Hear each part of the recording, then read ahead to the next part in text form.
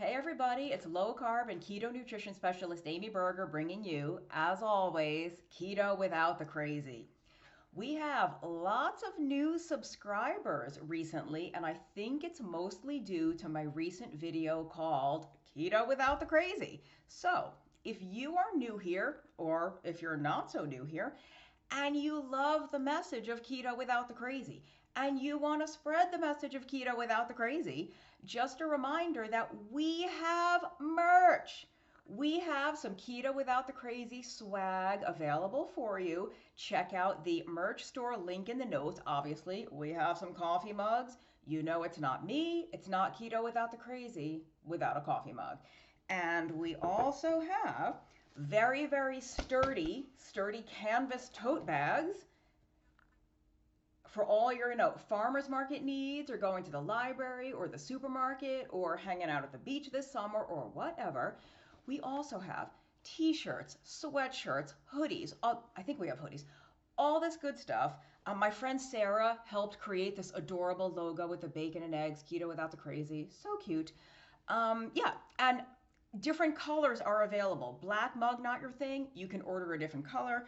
Don't want a tote bag in blue. You can get a different color. There are different colors available. Anyway, check out the Keto Without the Crazy merch store, link in the notes. On to the topic. As you know, I like to help you with mindset strategies that can help us implement and or stick to a ketogenic or low carb diet for the long term. Right? I'm constantly saying none of us needs another food list. We don't need another list of rules of what to eat and what to not eat and how to do things. Now, some of you might be confused about that. If you are, I'm available for consultations. There's a link in the notes. But I really think that most of us kind of have a pretty good handle on how to do a keto or low carb or carnivore diet, if that's your thing.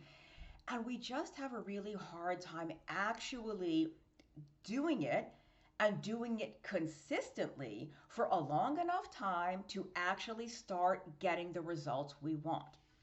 And in over a decade as a professional keto nutritionist, I will tell you one thing that has never, ever helped a client start getting that consistency and momentum. Never once in over a decade. Shaming and guilt and self-loathing. Not once has anyone ever come to me and said, Amy, this whole keto low carb thing clicked for me when I finally hated myself enough. And when I was finally ashamed enough of where I had gotten to with regard to my weight or my size, my shape, or my state of health. I just didn't quite hate myself enough. I wasn't embarrassed enough. I wasn't ashamed enough. And I didn't regret enough, and I didn't have enough guilt over my past actions or inactions. But when enough guilt and regret and shame and self-loathing finally set in, that's when I changed all of my behaviors and everything fell into place. Not once. So, with regard to the title of this video, when I say something like, forgive your way to weight loss, what does this mean? And I might emphasize weight loss, but please understand that this applies to whatever reason you might be following or trying to follow a low carb, keto, or carnivore type diet.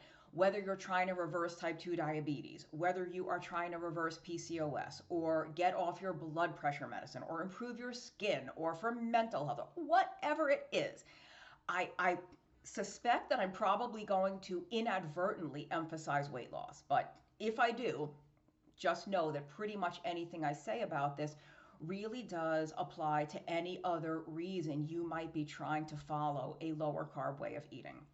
So if you are somebody who has had a really hard time sticking to keto or low carb or carnivore, keto is my shorthand for any flavor of carbohydrate restriction, I want you to, Not only do I want you to, I encourage you to, I'm begging you to, I'm giving you permission to forgive yourself. Forgive yourself for wherever it is you are right now today. Whether you want to lose 5 pounds or 55 pounds or 155 pounds. Whether you have type 2 diabetes kind of out of control, off the charts, your A1C is really high. Whether whatever health issue you may have, however large you may be, however compromised your mobility might be because of your size and shape, or maybe your level of fatigue, your level of joint pain. Forgive yourself, because doing it the other way has probably never worked. We spend so much time woulda, coulda, shoulding. I wish I would have done X 10 years ago, or I wish I wouldn't have eaten X all those years. All this mental beatdown, all this guilt, all this regret over past things that we did or didn't do with regard to food or exercise or sleep or other habits that support health, whatever you can come up with.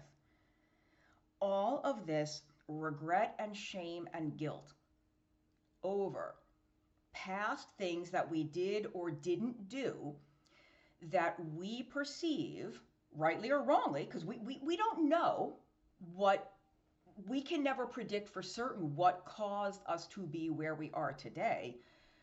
But in our perception, actions we took or didn't take in the past have maybe led us to be where we are right now. So what? Wipe the slate clean, give yourself the grace and give yourself the permission to say, none of that matters whatsoever. Now, I'm going to come back to that. Stick a pin in that. I will come back. The past matters, just not as much as we think it does. Whatever we did or did not do in the past, last month, last week, 10 years ago, 6 months ago, whatever, is irrelevant to what we are capable of doing now or what we will do now.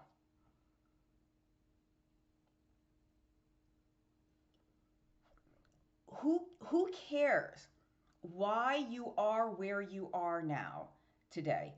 What matters is what we're going to do about it going forward.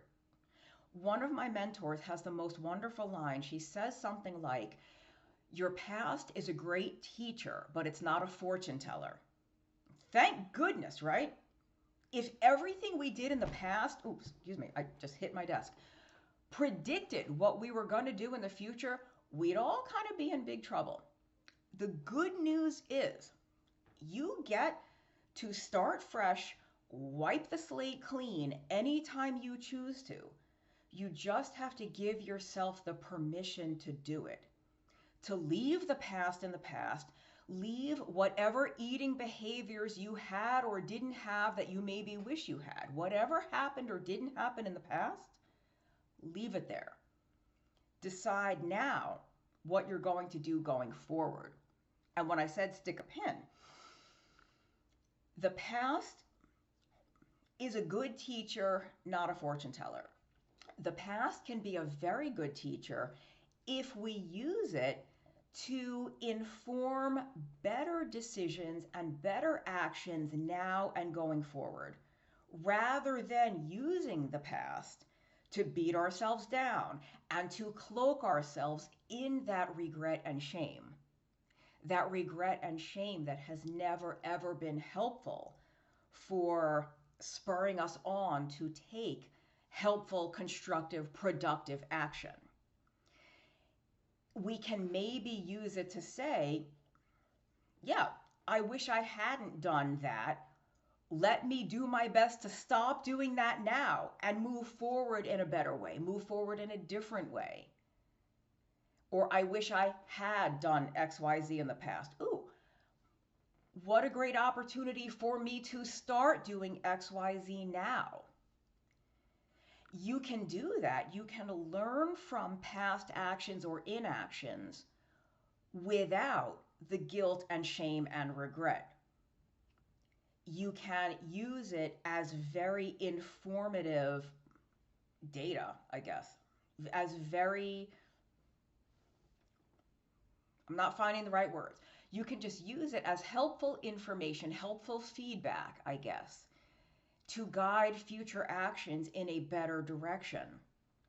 It really doesn't do any good to constantly replay what we did or didn't do over and over and over. And we all do it. Guilty, hello, like raising my hand too, guilty. But does it ever really help? If it helps, if cloaking yourself in regret and shame and self-loathing helps you, you do that all you want. You go right ahead and go play over there in the murky, dirty pool of regret and shame and guilt and self-loathing. If you want to dive into that filthy pool, you go right ahead. I'm going to go over there and walk in those woods where there's fresh air and greenery all around me and trees and oxygen and all that good stuff. I'm not here to tell you what to do or what not to do, but I've worked with enough people, I've seen enough in my coaching experience that I know that so many of us live in this ceaseless cycle of guilt and remorse and shame, and it never helps. If you are the rare person for whom it does help, then go right ahead and indulge all you want in those feelings. But for most of us, we're just never going to change in a constructive, positive way by, cracking the whip of guilt and remorse and regret. And I just think, so many of us, particularly if we are very overweight, very large, and we don't want to be very overweight or very large, or if we are dealing with a severe health problem that, again, we perceive that we may be brought upon ourselves through actions we took or did not take with regard to food or lifestyle. We can never say for certain why certain things develop. We don't always. Sometimes we kind of know, but not always. I'm not into that whole blame the victim kind of thing. But so if you find yourself in a situation right now where you are very, very unhappy and ashamed of how you look or how much you weigh or your size or your state of health, forgive yourself right now, immediately. Forgive yourself for whatever you may have done or not done in the past that has perhaps led you to where you are right now. Clean slate, fresh start. What are you going to do now? What are you going to do today and going forward? Because the past, again, is irrelevant unless and except you use it as a teacher, as a learning experience as to what to do differently going forward to help yourself go in a direction you want to go in. If you're only looking at the past,